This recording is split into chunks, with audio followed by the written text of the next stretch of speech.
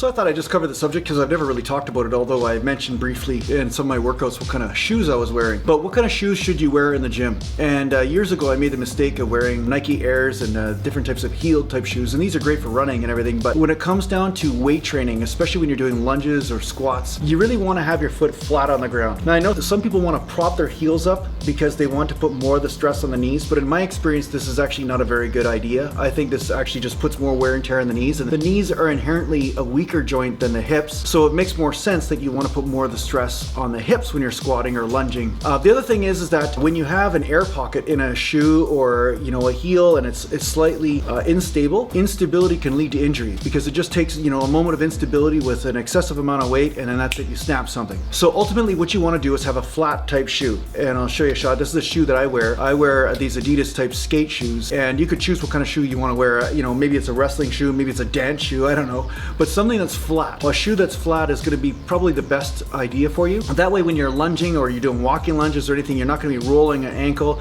or you're not going to be putting the stress more on the knee than actually on the muscles around the hip, like the glute, the hamstring, and the belly of the quadricep, rather than the quadricep around the knee.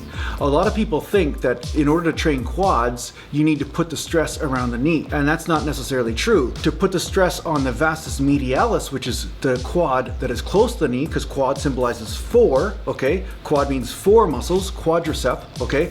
So when people elevate their heel, they're actually putting more of the stress on their vastus medialis. They're putting the stress on the quadricep that's close to the knee, but it doesn't necessarily mean it's hitting the overall quad more. It can sometimes just put more stress on the knee, just like doing a skull crusher. If you pull it down here, you might be using a lot of tricep, but you're using more of the tricep right close to the elbow, but you're not necessarily using the whole tricep. And the point of compound exercises is to use the overall muscle, not just one small part.